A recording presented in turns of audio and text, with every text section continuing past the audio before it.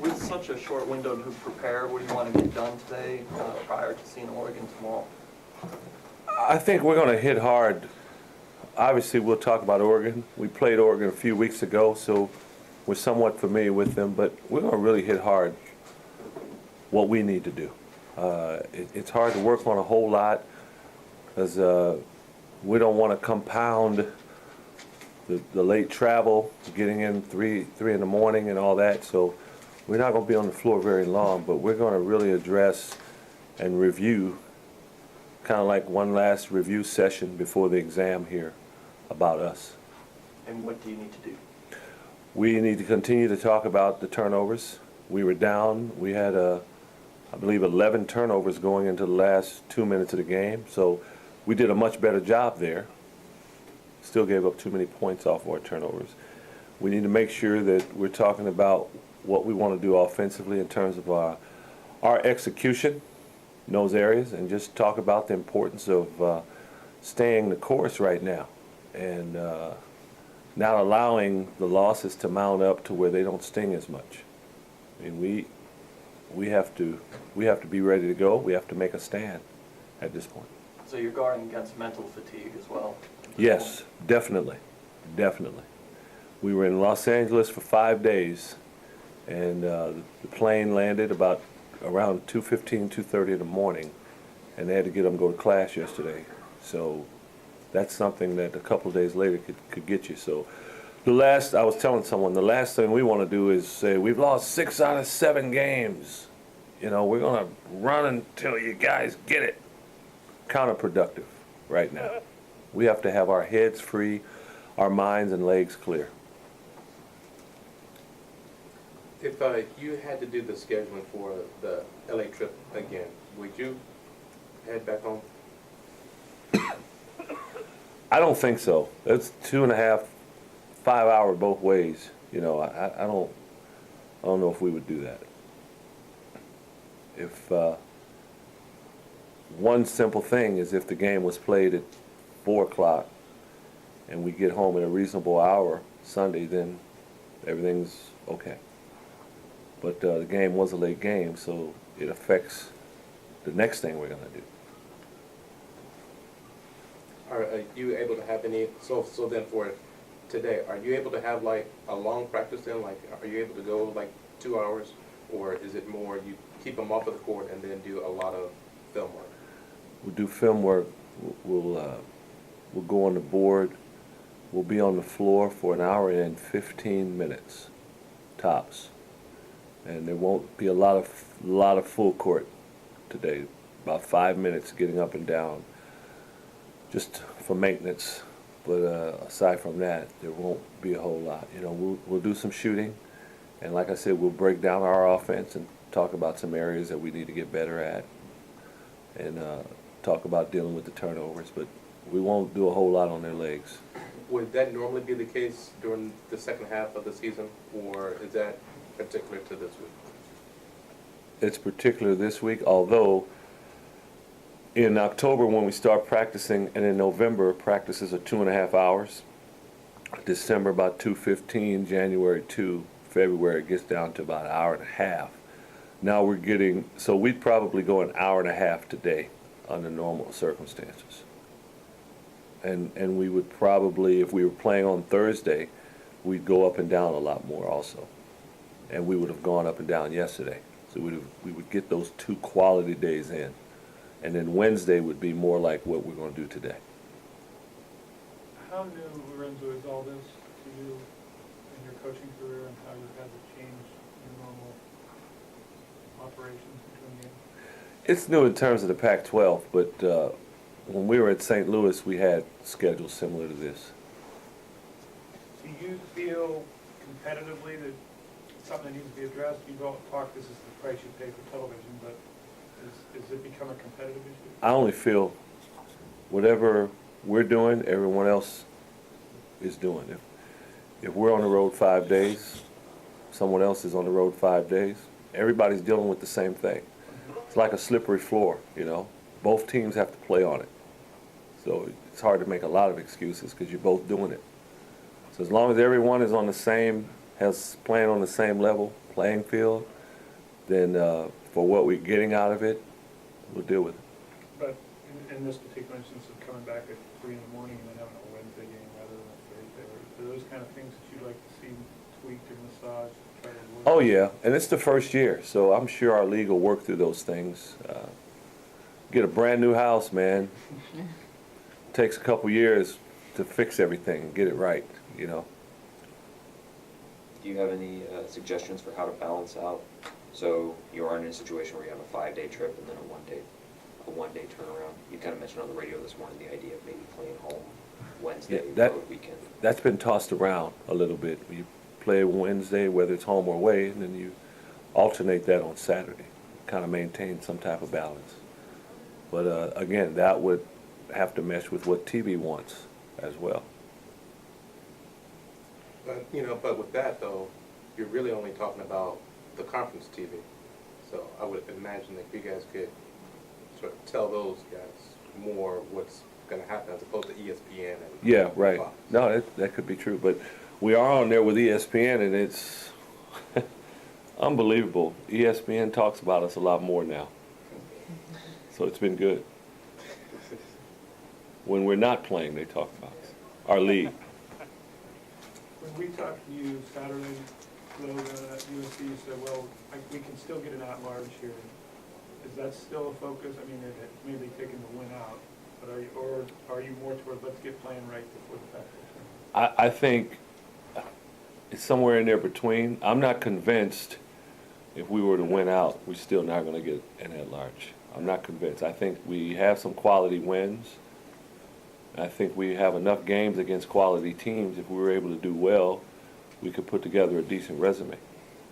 But I think there is zero margin for error at this point. Zero.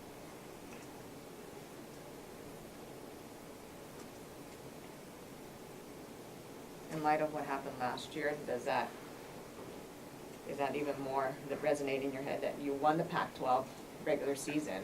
Do you feel like you have to win the Pac-12 the tournament this year? Our league is already ranked higher than it was last year, and we already have more quality wins now than we did last year. And that's why I say let's go out and start by playing well tomorrow and try to play well the next one. And when it's all said and done and the dust settles, if we did our part, let's see what happens. Going back to those turnovers, do you see this team, like when they do give up a turnover, kind of quitting on the play? And because you mentioned that the other team is scoring way too much off these turnovers. I wouldn't necessarily say quitting on the play, but again, we call it the pick six kind of. You're throwing a 10-yard and out pass to the receiver. If that gets picked off, there is zero defense for that. You can't defend it. It's picked off. You don't have any defenders back. If you throw a 50-yard pass, 50-year-old, you might not be able to throw a 50-yard pass, but 50-yard pass and it gets picked off, it's a good chance someone's going to get to him. There's a little defense for that. Our turnovers are the kind, like the 10 and out, and there is no defense. And you can run as fast as you want. You're not going to be able to do anything because it's a bad turnover. That's what I mean by that. You had, I think, 3 in the last minute and a half of the game. Do you see that there's a lack of a closer or somebody that really can handle the ball and really distribute it to the right player on this team? I don't know if I would say that. You look at the turnovers, we mishandled the ball twice and set an illegal screen, at least the officials called it an illegal screen. It just seems like sometimes it's Murphy's Law kicks in a little bit. Where if we did that, we're in the same situation 10 times, you wouldn't just lose the ball like that, you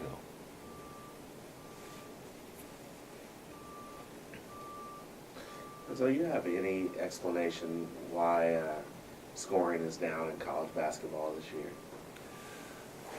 I think defenses are better.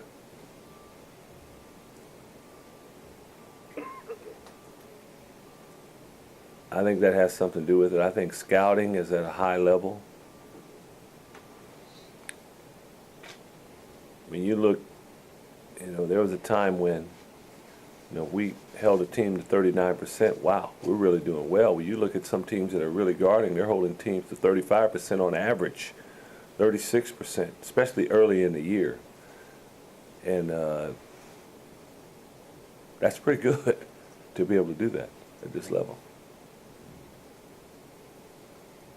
When you were 5-5, you referenced that you guys have been 5-5 here in the past and came out of it. And Mhm. went to the tournament. What enabled you to come out of it in the past, and what do you need to do similar to that to get out of it now? In the first time, I remember some guys just really started playing well. That were just inconsistent before, and there were certain guys that were playing that didn't play as much. And the adjustment with the personnel made all the difference in the world. And same thing the second time. I remember vividly about a couple of guys, they just started really playing. They weren't fighting themselves, they weren't concerned about minutes, they just, whatever it takes, and they really started playing well, and it helped turn our season around. And how do you get that out of this group? I think when you look at a Sean Kemp Jr., that's kind of started with him a little bit. I think he has really stepped up and is averaging double figures in his last 4 games, I think. So, you know, there's one. But I think with this group, it's a little different. Me as a head coach somehow they have to get our guys to understand the importance. And again, much better against USC, taking care of the ball until the end, how important the possession is. And defensively, how important it is to execute the scout. We have got to understand that. And as I've been saying here in the last 72 hours or so, we can play defense the way we're capable of doing, and we can execute the way we're capable of doing or have done in some other games, but do them all in the same game. I think that could be a formula for us to turn it around. When you keep having to make these reminders at this point of the season, though, does that tell you something about this team? I say this. In the summer, I always say this, in the summers you talk to coaches, well, how'd it go this year? Oh, we lost 5 games at the buzzer. We were up 10. Our guy goes down with an injury. Our guy got in foul trouble. So we finished 8th. Then you weren't good enough. And at the end of the year, if we're saying this same thing, we weren't good enough. That's what I would say. But I don't believe that right now. I don't know who I was telling this to, but we let the game get away from us against Colorado State here, and we lost by, I think, 18. Our opener, we were fired up, ready to play, and we slowly pulled away from Loyola, Maryland. We won by 20. If you take those 2 games away, something that I've never been involved with as player assistant or head coach, there aren't any blowouts. We haven't blown anybody out, and no one has blown us out. We've just been right there. And that's playing against the number 4 team in the country, the number 6 team in the country, the number 10 team in the country, UConn at UConn. You know, these games, some of these games have been on the road, but we've managed to just stay close enough, but we haven't been able to get a lot of these wins. It shows me that we're close. A lot of times at the end of the year when you make those excuses, there are 3 or 4 games where you just got beat by 20, 25. The games that we've come to play, we know there have been several, unfortunately, that we just didn't bring it early on. We still were able to get back in those games a lot of times, most of the time. So we're right there. That's why I refuse to believe it's over. We just have to, it'd be great if it starts tomorrow. We got to get that one. And I thought it was the Arizona State one, but it wasn't. Mentally, what do you think it does to your squad knowing that the majority of the rest of your season is home so they don't have to go through maybe the fatigue of as many road trips? I think normally it would be a huge relief to our guys because we've done so well. But this year we've not been as successful at home, but I still think there's a certain level of comfort knowing that you're playing at home. I think that probably gives you a little more belief that if we can turn it around, the table is set for you to be able to do it with 5 out of 7 at home. Is there a mental and emotional drain to playing that many close games, especially when you go through a stretch where you can't pull them out?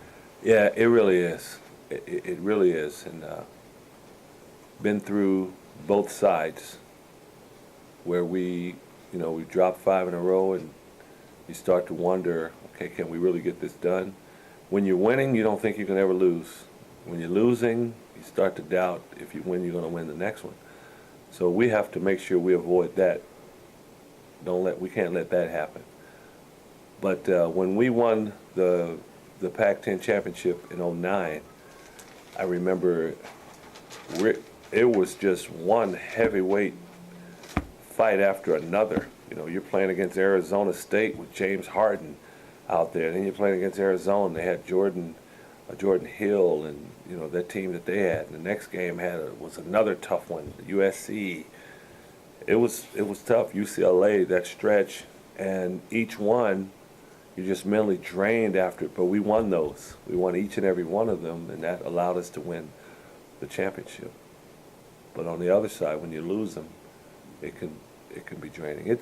The one thing I've always said about this team is that it was close and had good character.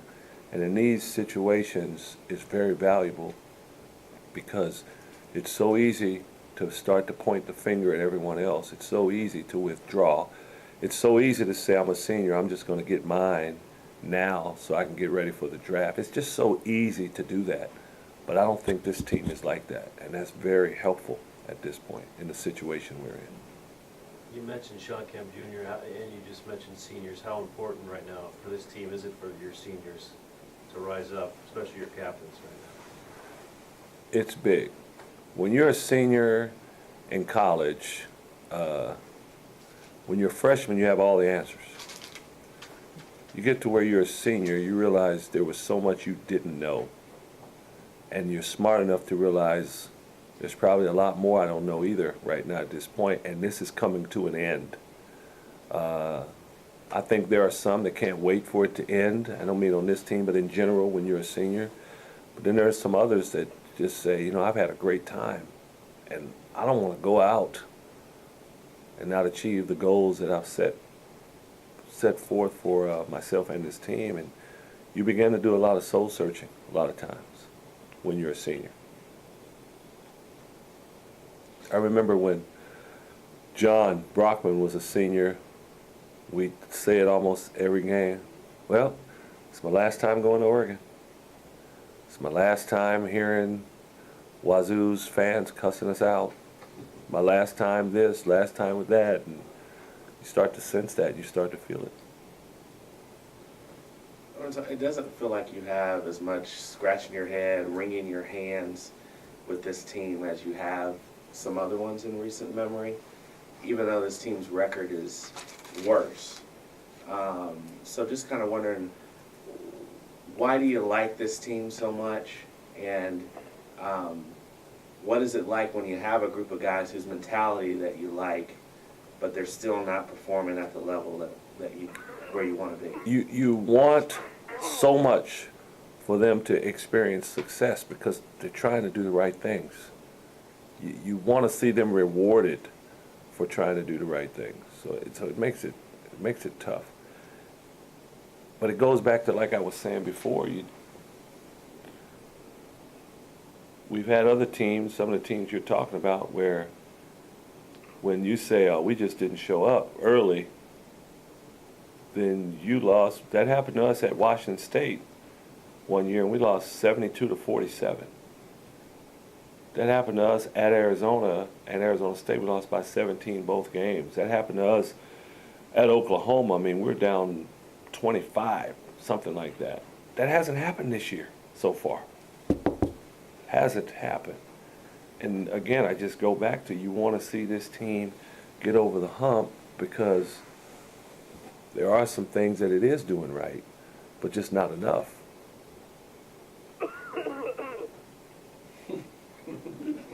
Somebody agreed or disagreed. Is there any update on CJ? Anything new with him? Nothing new. Okay. Again, CJ does not have a stress fracture. It's a beginning of a stress fracture. It's, take it a step further, it is potentially Potentially. the beginning Okay, of a stress potentially of fracture. the beginning, okay. So it's been like this for a long time. I don't mean 3 months, but it's been like this for some time, and it's just something when he was knocking shots down, he felt the same way, but now he hadn't been hitting his shot as much. And I want to say this, no one asked me about this, but I'm going to say it anyway. I believe CJ is going through a growth period right now. When CJ was in high school, like most high school kids, they play boxing one on them, they play triangle and two, they face guard them, they try to put a football player in there against them and make them lose their cool. They try it all. But you're probably playing a zone. You're not asked to do a whole lot more than score. If you've noticed in these games where CJ hasn't shot the ball particularly well, he has had games where he's had 7 assists. He had 6 steals in the USC game. He's getting 7 or 8 rebounds. He's doing so many other things to where if he was knocking his shot down, his all-around performances would be, as they say, off the hook right now, you know? I think the growth that's taking place is doing all of those things and then still finding his offense. And when he comes out of this, hopefully tomorrow, he comes out of this, I think we're seeing someone going through a period of the makings of a big-time all-around basketball player. I think that's what we're seeing. We're seeing the early stages of it. Sometimes you take a step back before you take a step forward. So I still think every time he shoots, it's going in, though. So this is an example you can bring up to guys that might want to leave school early and say, hey, if you stay, you can improve your all-around game before you get to the big leagues? Some others improve what? I'm already ready. The last time you played Oregon, I believe you forced, 23 turnovers? You did what right in that game? And if you force 23 turnovers, you normally win those games. And how come? If it weren't for our 21, we had 21 in that game. So there we go. Yeah. So, you know, if we take better care of the ball, then maybe the outcome is a little different. But the way we're complaining about not taking care of the ball, they were complaining about it also. So this time around, I'm sure both teams will do a better job of taking care of it. And in that game, obviously, you haven't faced artists yet. I'm not sure if they'll play Wednesday, but just how are they different? And can you see something in them in their past 4 games as to where we can take advantage of that? They are, they're explosive. People following Oregon, I don't know what they're saying over there in Eugene, but if anyone doesn't understand as they're going through 3 out of 4 losses, how valuable, even though he's a freshman, how valuable Dominic Artis is to that team, then I don't know if they really follow sports, or played sports, I should say. It's unbelievable how something like that can happen. Well, what's wrong with them? Well, their key guy is out. And in his case, other guys, I think, suffer with him being out. I think him on the floor makes everyone else's job a little bit easier. That's the type of impact, type of season. Yeah, he was making mistakes as a freshman, but at the same time, I just think he was making things a lot easier for that team. And for him to be out, that just makes it a little tougher for them. But with that being said, you know, I still think they have good size. Kazemi, wow, what a welcome addition he is. He is an unsung hero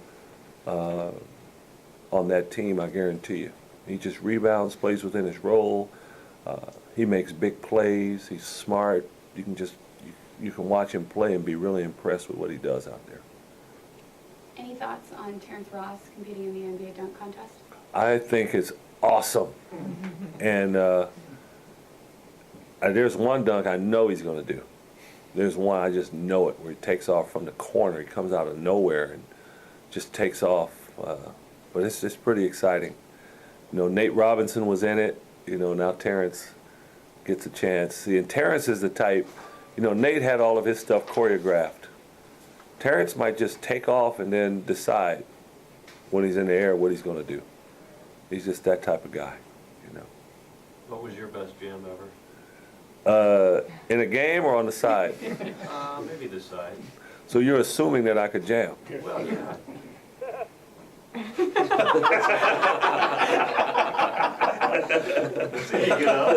There you go. I sense a hater somewhere.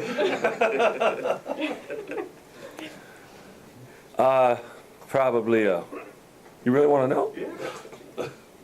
10-foot hoop. 10-foot hoop? I could cup it, rock it, and bring it like that. That was many moons ago. Yeah. At St. Louis, you were still dunking though in pickup games, weren't you? That's what I heard. This isn't about me. This is about Terrence Ross and the dunk contest.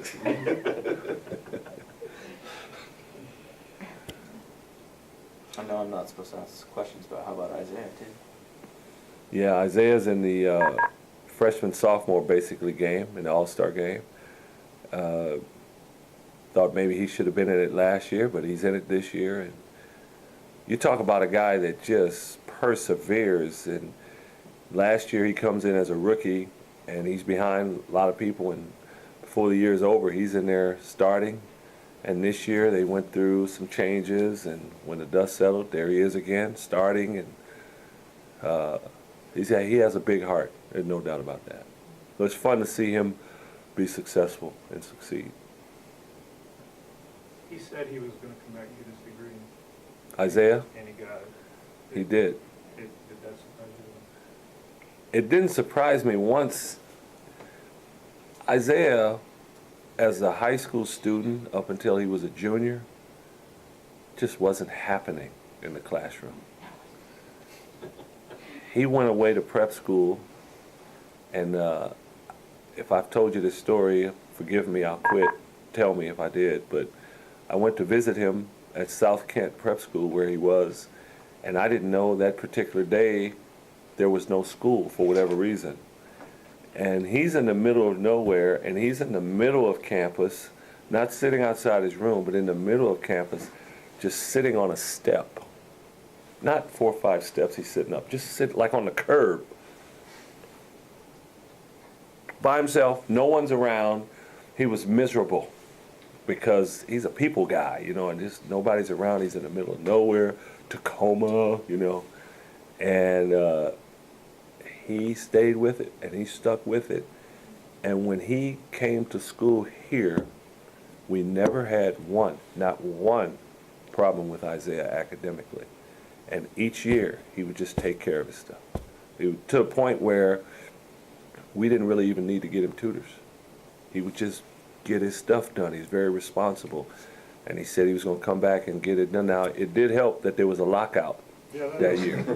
But there are others that would have taken advantage of that and gone to the Bahamas or something, you know. He came back, went to school, and did what he was supposed to do. And I am, that ranks right up there with that cold-blooded shot in the Pac-12 tournament to me, even better, because he went back and got it done. All right, anything else here? Good luck, Andrea. Okay, thank you.